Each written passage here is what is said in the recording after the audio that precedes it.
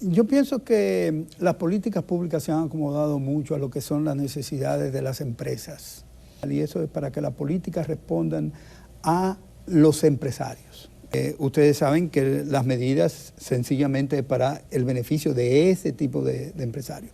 Y sobre todo en esta administración, que prácticamente ha entregado todas las políticas públicas fundamentales, fundamentalmente la política de inversión, la está entregando al sector privado a través de los fideicomisos y cómo crece el producto. Entonces, a él es que le decimos, bueno, si usted dice que el producto está creciendo mucho y que eso es bienestar para todos, no es cierto, no es bienestar para todos, es bienestar para un grupito. La entrevista del Telematutino 11, gente importante a tratar temas importantes, comenzando la semana. Nos acompaña el licenciado Apolinar Veloz, economista, académico, fue gerente del Banco Central y una mente bien amueblada en esta materia. Buenos días, Apolinar, gracias por aceptar nuestra invitación. Buenos días, Ramón, buenos días, Jacqueline. Buenos días. Que lo atrapamos hoy porque no hay docencia en esta semana. No hay docencia esta semana. Apolinar tiene determinados días en los cuales podemos localizarlo. Licenciado, ¿cuáles son los elementos de las amenazas, de las observaciones, de medidas que se han tomado localmente que usted no está de acuerdo y que pudiera hacerse otras cosas para que la gente, sobre todo, no vaya tan forzada económicamente? Mira, yo pienso que las políticas públicas se han acomodado mucho a lo que son las necesidades de las empresas. ¿Cómo así?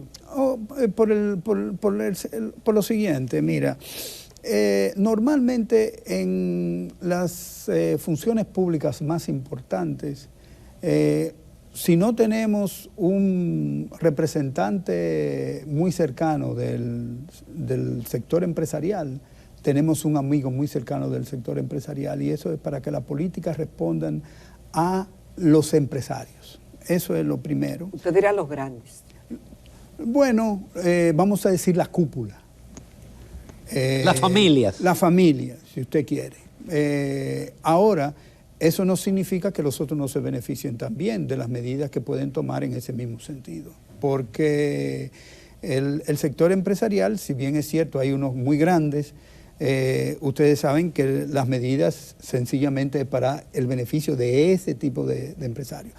Obviamente que no todos están ahí metidos, pero efectivamente donde quiera tú encuentras un representante del sector privado en el gobierno y sobre todo en esta administración que prácticamente ha entregado todas las políticas públicas fundamentales, fundamentalmente la política de inversión, la está entregando al sector privado a través de los fideicomisos y de las asociaciones público-privadas.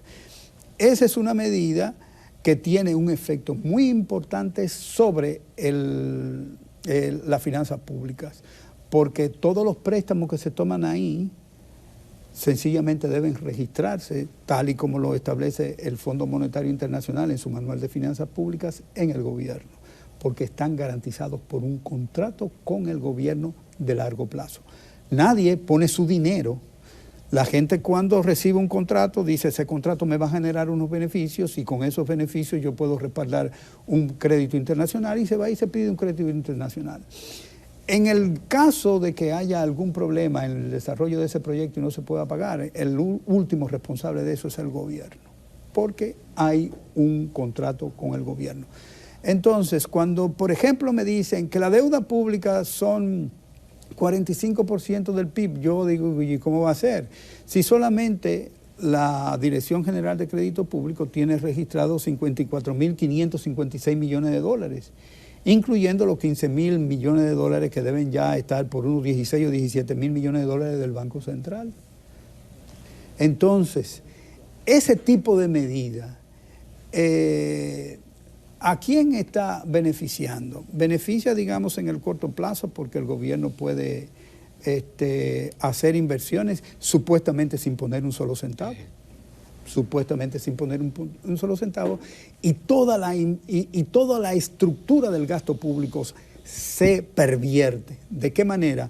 O de que el 82, 85 y hasta llegado hasta 90% del total del gasto público es gasto corriente. ¿Por qué? Porque yo voy a atender todo lo que es los subsidios públicos, las exenciones fiscales, y todo eso lo voy a atender con los gastos del gobierno. Entonces, el gobierno que invierte poco o lo invierte de la manera que lo está haciendo, el objeto principal no es la inversión, sino generar beneficios privados. Y el tema de los fideicomisos, cuando eso entre.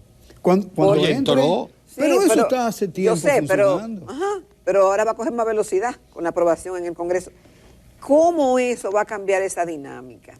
Porque ahí sí se pone dura la cosa, por el tema de los préstamos y de quién asume quién deuda y demás. No, el gobierno está enfocado, y hay algunos funcionarios que han estado diciendo que esos préstamos no se registran en el sector privado.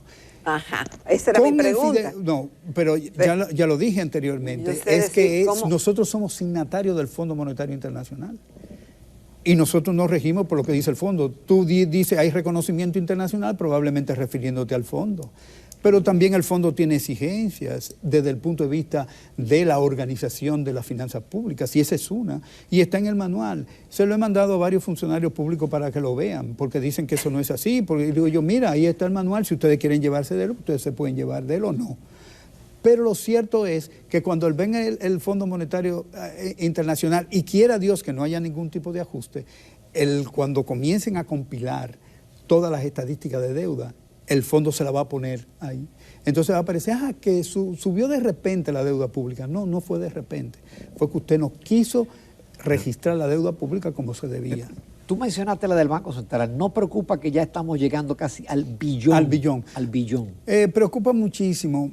Yo me acuerdo que el Banco Central decía que iba a capitalizar el Banco Central, promovió la ley de capitalización del Banco Central, y lo que ha hecho durante todo este periodo es empeorar la situación de capital del Banco Central, porque se ha capitalizado ¿cómo? Emitiendo deuda. Todo el mundo sabe que hay una identidad contable muy simple, que es que el capital es activo menos el pasivo.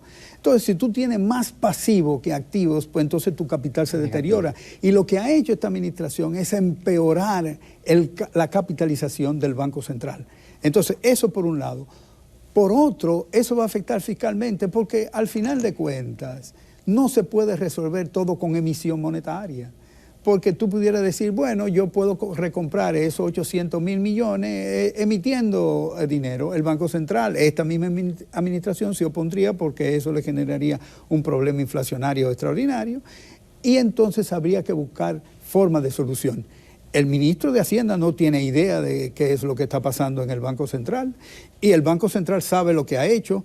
Por esa razón, ahora mismo lo importante es decir el crecimiento económico, porque cuando otra administración venga y eche un ojo a lo que ha hecho esta administración, que dice que somos la mejor administración del mundo de la economía dominicana, vamos a encontrar un problema muy serio que hay que resolver en ese Banco Central. Estamos hablando de 15 mil millones de dólares, el 50% de la deuda pública externa está ahí en ese banco. Entonces no me diga que ese banco está haciendo bien, que ese banco está haciendo una labor extraordinaria. No, lo que está haciendo es creando problemas, lo esconde para cuando venga esta administración le explote, tal y como hicieron con Baninter entre 1996 y 1999, que Aristóbulo de Juan le había aconsejado en el 97 y en el 99, reiterándole que debían cerrar a Baninter, y nunca lo hicieron. Eso estaba muy bien, la banca estaba funcionando magníficamente bien, como ahora está magníficamente bien. El asunto es que al final de cuentas es la administración que viene que paga los platos rotos cuando quiere hacer las cosas como deben ser. Y obviamente el dios del Banco Central sale como inmaculado, que no tiene nada que ver, que esos fueron los otros que hicieron, que no saben de manejar la política monetaria, que hicieron esto, hicieron lo otro, y justamente él está cebando la bomba para que obviamente el que venga le vaya mal, y sencillamente él quede como el zar de la economía dominicana. Volvemos en unos minutos porque todavía nos quedan algunos temas de interés con el economista Apolinar Veloz.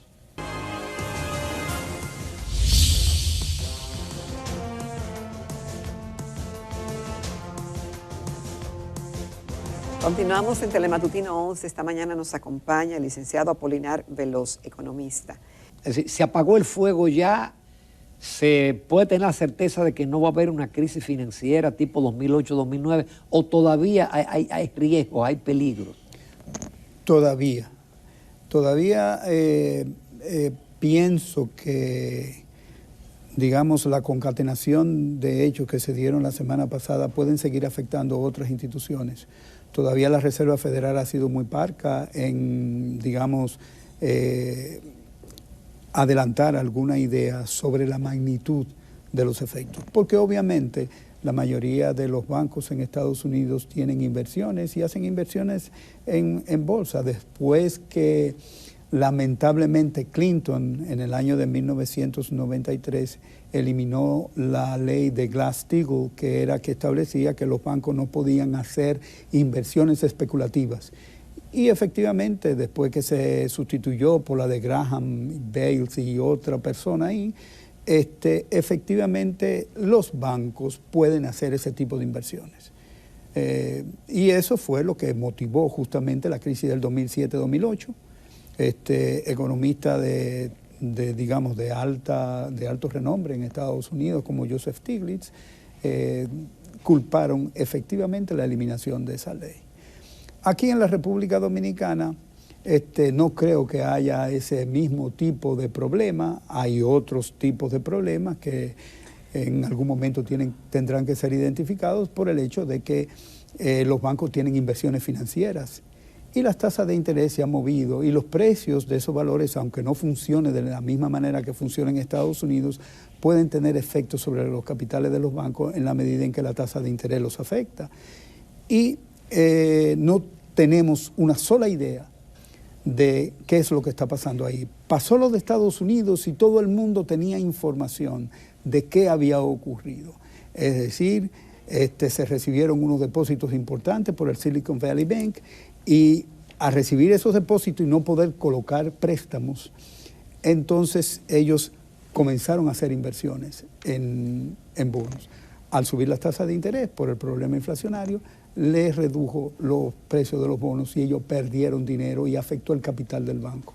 Aquí la banca comercial sabemos que tiene muchísimos bonos o de Hacienda o del Banco Central y no funciona de la misma manera que funciona en Estados Unidos, pero el aumento de las tasas de interés efectivamente hace que se haya una recomposición de los precios de esos valores y eso habría que decirlo y ya el Fondo Monetario lo había advertido que había que hacer una evaluación, como le llaman ellos, mark to market, para determinar cuáles son los efectos de la variación de precios que ocasiona la tasa de interés en los activos de los bancos. Y ese es el problema. Señor Veloz, pero usted dice que todavía no, como que el susto o que ya estemos tranquilos en el seguimiento de la economía no ha pasado, pero ¿no ha pasado dónde? Estamos hablando en Estados Unidos por lo de Silicon Valley y el Signature Bank, o estamos hablando de Europa por lo de Suiza y por algunos temores que hay en Europa y caída de bolsas y demás. O de dónde, o de qué región del mundo realmente que tenemos que estar watch out, atentos a lo que está ocurriendo. Bueno, mira, en el año de 1990, cuando se puso en marcha la agenda neoliberal de la globalización de los mercados, no solamente fue la globalización de los mercados de bienes, sino también la globalización de los mercados financieros. Entonces, un contagio en Estados Unidos, por ejemplo, en el año del 2007-2008, afectó a todo el mundo financieramente, o sea, las instituciones financieras. Ahora, la inversión de los bancos comerciales en activos financieros también tiene, digamos, dependiendo obviamente del volumen y de la calidad de la supervisión bancaria, tienen en sus activos muchos de esos tipos de activos. Todo el mundo está subiendo la tasa de interés, no solamente en Estados Unidos, también en Europa. Entonces, el mismo efecto puede tener algunos de esos bancos. La magnitud del efecto depende de la proporción que tengan de inversiones esos bancos en ese tipo de activos financieros. Ahora bien, eso se va a saber en la medida en que vayan ocurriendo cosas. No solamente el Signature Bank ha sido afectado, no solamente el Credit Suisse ha sido afectado, sino que hay otras instituciones financieras que se están comenzando a señalar. Hay que esperar un poco para ver qué ocurre, porque este tipo de efectos tardan un poquito. Y en la medida Decía alguien que es en cámara lenta. Sí, y en la medida en que se van descubriendo, digamos, el efecto que puede tener en las inversiones financieras de los bancos, se sabrá. Lo que sí no sabemos aquí, porque la superintendencia no ha emitido ningún tipo de informe que le diga a la población, como hicieron en Estados Unidos, de cuál es la evaluación que ese tipo de inversiones tienen los bancos comerciales y cuál es el efecto que ha tenido la tasa de interés. No sabemos. No sabemos cuál es el efecto, el Banco Central tampoco ha dicho nada. Lo único que ha dicho es, bueno, aquí no va a pasar nada porque nosotros somos una economía blindada, independientemente de que, por ejemplo, el mundo esté afectado por la crisis climática, por la guerra de Ucrania, por los problemas que arrastramos de la pandemia. Tenemos ahora mismo incremento de los precios de los combustibles por una reducción que ha hecho... Es decir, todos los productores han anunciado que van a reducir. Han anunciado más de 1.600.000 barriles diarios van a dejar de ser producidos y obviamente eso tendrá efectos sobre los precios y el aumento de los precios de los combustibles por el hecho de que la República Dominicana todavía produce en buena medida con ese tipo de combustible, pues va a tener un efecto a lo largo y ancho de toda la economía dominicana y va a afectar la inflación. Yo quería preguntarle sobre algo que se ha estado manejando mucho y que lo hemos dejado pasar porque pareciera que es la receta a nivel internacional y aquí también, y es el hecho del aumento de la tasa de interés, buscando que con eso se controla un poco la inflación y que ese es el remedio para la economía. Pero ¿qué ocurre? Que si aumentan las tasas de interés, algunas personas con diferentes tipos de préstamos le ha dado un tablazo la tasa, la mensualidad. Y eso obviamente que tiene un impacto, ya sea en una empresa o ya sea en la economía personal. A eso agréguele que los precios y los servicios han aumentado y que el salario así no ha aumentado. Pero no ha aumentado, muchas veces se aumentó el salario mínimo, que entró en vigencia en el día de hace 2 días, pero hay empresas que no pueden, por su rentabilidad, que muchas veces no tienen, porque son nuevas empresas, no pueden asumir todo ese costo. Entonces, con energía eléctrica, con una tarifa cara, con combustible caro, si te obligan a subir el salario que tú no tienes con qué, se pone muy complicado porque no puedes coger un préstamo, porque con esa tasa, ¿cómo vas a pagar la cuota? Entonces, el tema de la tasa de interés, el impacto que tiene esa subida. Mira, ese es un tema complicado y voy a comenzar por la interpretación que normalmente tienen los economistas neoliberales y el Banco Central también de la relación entre la tasa de interés y la inflación. Normalmente se dice que un aumento de la cantidad de dinero en la economía pues hace que suban los precios, pero eso solamente ocurre si usted tiene un producto de pleno empleo, que aquí evidentemente por el hecho de la pandemia... Es decir, que puede consumir. No que puede consumir, sino que tiene holgura para producir más si hay un aumento de demanda por el incremento de la cantidad de dinero.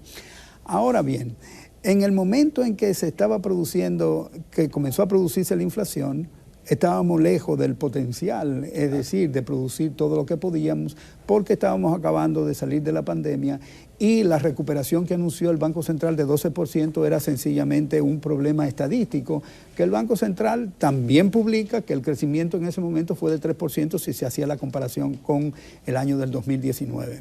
Perfectamente, se interpreta de que si yo reduzco la cantidad de dinero en la economía, pues voy a aumentar la tasa de interés y la tasa de interés tiene varios efectos. Primero, te reduce la inversión porque aumenta el costo de financiamiento. Segundo, la gente que ve que si hay una tasa de interés mayor puede ganar mayor cantidad de dinero haciendo una inversión, pospone el consumo. Y en tercer lugar, el consumo duradero, que es cuando tú compras una estufa, cuando tú compras un carro, cuando tú compras una casa, que se financian con la tasa de interés, se reducen. Esos dos elementos, consumo e inversión, son la parte más importante de la demanda agregada, sobre todo el consumo, que es aproximadamente el 77% del producto. Entonces, desde ese punto de vista, había un efecto sobre la demanda y lo que estaban buscando con el aumento de la tasa de interés era reducir el nivel de actividad de la economía dominicana para reducir la cantidad de bienes que estábamos importando, que son los elementos más importantes de la inflación. ¿Y cómo medimos? Bueno, sí, se han dicho que se ha reducido la inflación, pero esa rigidez que impone un aumento de la tasa ha dado un efecto positivo en la economía. Bueno, el efecto positivo de que ha reducido el nivel de actividad de la economía. Sí, pero le pregunto, ¿eso es positivo? ¿Cómo va a ser positivo si eso tiene efectos negativos sobre el empleo? O sea, el hecho de que yo no estoy de acuerdo con la medida, porque esta administración del Banco Central siempre ha mantenido una restricción monetaria. Pero y tasas de interés que mundial que están haciendo esa receta no es nuestra solamente. No, pero no diga mal de todo o ¿cómo es el refrán? Mal de todo consuelo de poco. No. La economía dominicana mantuvo altas tasas de interés cuando el resto de las economías tenía bajas tasas de interés, porque el propósito de este Banco Central es que no se le devalúe el tipo de cambio. Inmediatamente la Reserva Federal anunció su tasa de interés.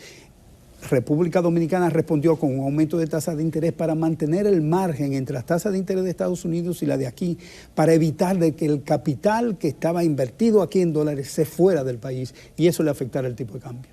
Entonces, la política monetaria, ¿para qué es importante? Tú no puedes fijar los precios porque los precios los determina el mercado, o en eso no estamos de acuerdo. Los precios los fija el mercado. El tipo de cambio es un precio, entonces ¿por qué hay que sujetarlo?